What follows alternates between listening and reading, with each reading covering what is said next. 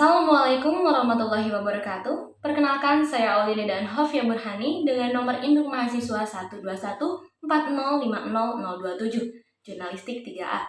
Di sini saya dengan dua rekan saya, Ananda Syafira dan Alfia Naufali, akan menjelaskan mengenai analisis kami mengenai film Kukira Kau Rumah.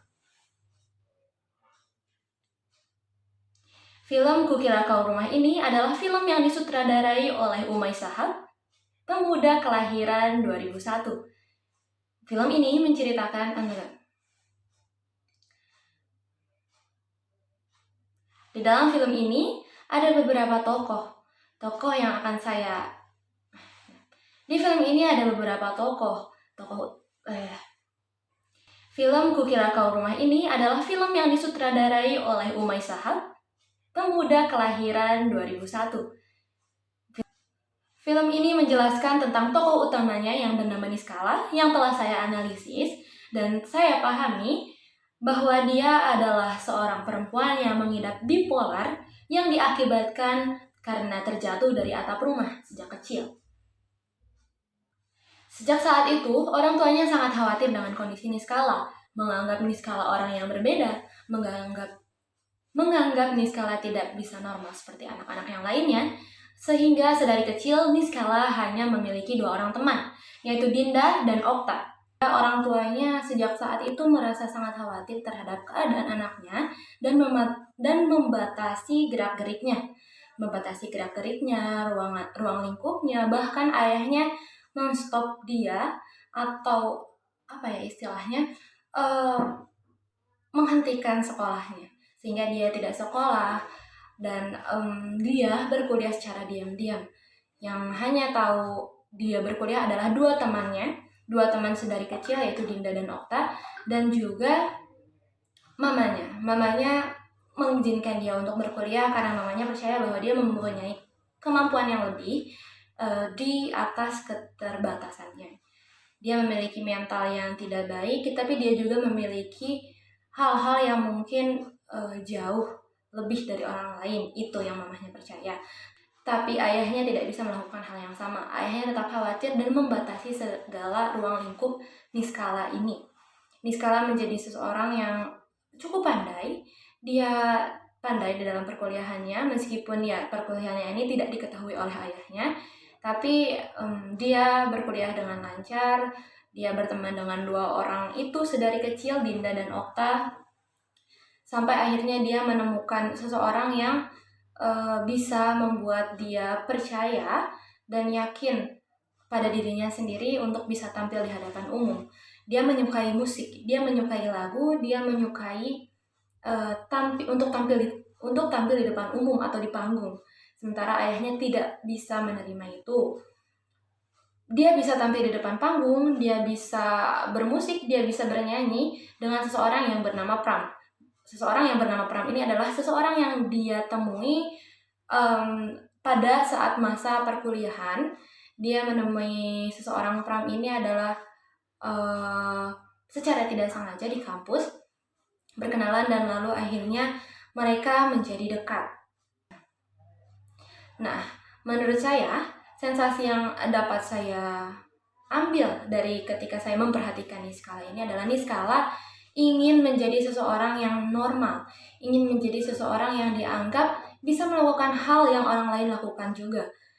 Ingin menjadi orang yang tidak dibatasi, ingin menjadi orang yang dianggap normal, namun ayahnya tidak bisa menganggap dia normal. Sampai pada akhirnya dia menemukan teman yang bisa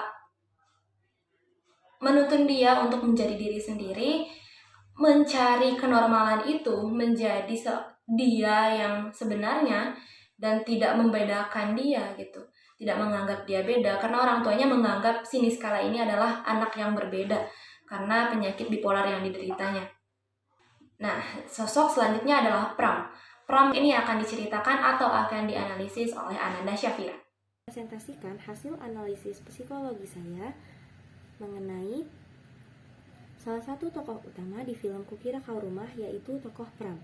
Secara sensasi, saya melihat tokoh Pram sebagai seorang laki-laki dewasa yang memiliki perawakan tinggi, rambut gondrong sebahu, memiliki wajah yang tampan, serta berwarna kulit kuning langsat.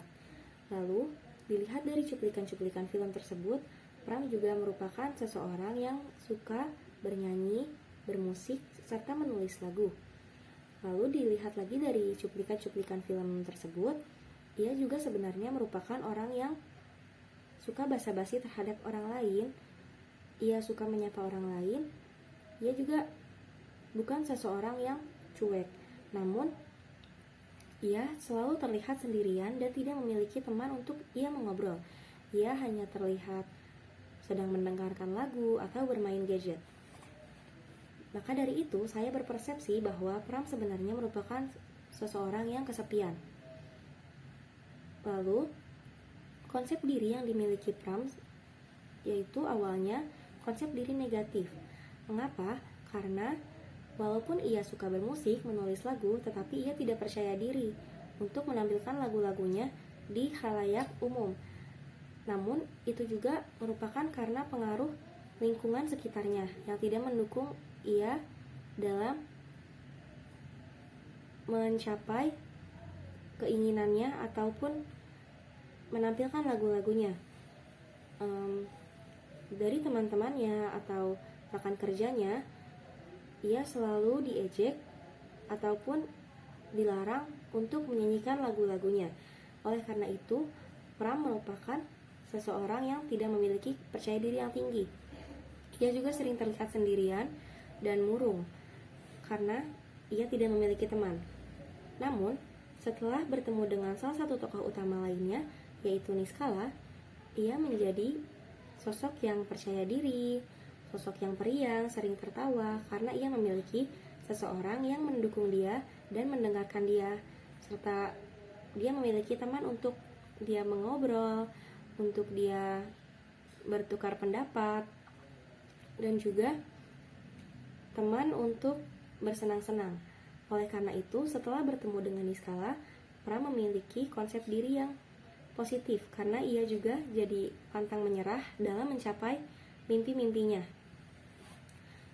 Problem solving yang saya lihat dari tokoh Pram yaitu setelah bertemu Niskala, ia menjadi sosok yang periang, sosok yang rajin untuk meraih mimpinya, sosok yang pantang menyerah. Maka dari itu, saya menyimpulkan problem solving dari masalah-masalah Pram itu adalah ia memiliki sosok yang bisa mendengarkan dia dan bisa mendengarkan keluh kesahnya.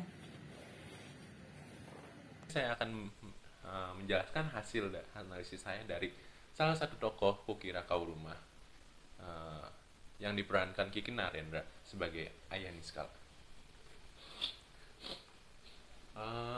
Menurut saya ayah Niskala tuh termasuk konsep diri yang negatif. Kenapa saya bisa bilang gitu? Karena dia tuh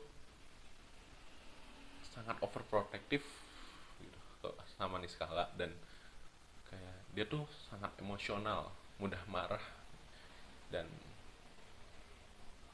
main tangannya sangat gampang gitu, gampang banget gitu tangannya. Kayak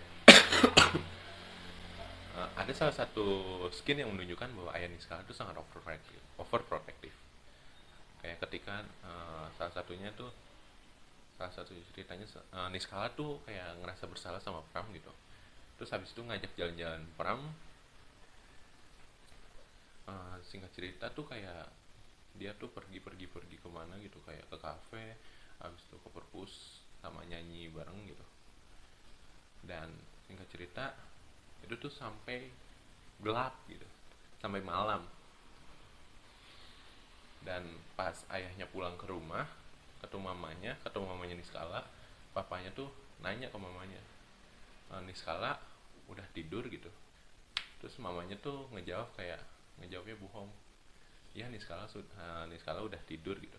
Sebenarnya Niskala tuh baru aja pulang, dan jalannya tuh ngendap masuk. Terus mamanya malah nyuruh Niskala untuk naik ke kamarnya. Nah, di sini kayak saya tahu gitu kalau ayahnya tuh bener-bener overprotective sama dia gitu, kayak nggak boleh keluar rumah sampai malam gitu,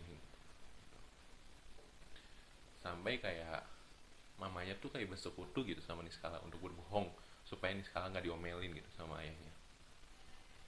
Terus kenapa saya bisa ngomong kayak papanya kenapa sangat sangat mudah marah, sangat emosional, dan sangat mudah main tangan. Kayak waktu ada ketika kayak Niskala lagi pergi ke kafe untuk manggung sama Pram, dan kayak habis itu kayak kebetulan juga papanya lagi di rumah, lagi nggak ada kerjaan, nggak ke kantor, dan ya mamanya juga kan takutnya juga curiga kalau Niskala pergi lama, jadinya mamanya ngajak papanya jalan keluar berdua, dan kayak abis itu tanpa sengaja mamanya itu orang tuanya Niskala tuh kayak pergi ke kafe tempat Niskala manggung sama Pram. Nah terus habis itu ketika Niskala lagi manggung tuh ayahnya tiba-tiba muncul gitu dan langsung berteriak kepada Niskala gitu.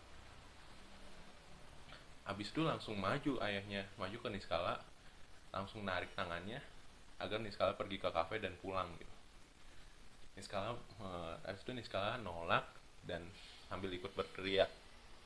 Papanya marah-marah dan sampai memukul dan menyalahkan Pram. Nah ini kenapa saya gitu, memukul dan menyalahkan Pram. Habis itu pukulan gak ada hentinya, suara teriak-teriak dan kekacauan yang terjadi justru membuat Niskala semakin tertekan dan membuatnya kabur ke tempat tinggi, sampai dia ingin mengakhiri hidupnya gitu. Nah itu dua alasan kenapa saya bisa ngomong kenapa ayahnya Niskala masuk ke konsep diri negatif, dan kenapa saya nyebut ayah Niskala itu overprotective dan sangat emosional. Itu dia tadi analisis psikologi komunikasi kami, Audia Nidaan, Ananda Syafira, dan Alfian Novali mengenai film Kukira Kau Rumah. Semoga bisa memenuhi tugas ini. Wassalamualaikum warahmatullahi wabarakatuh.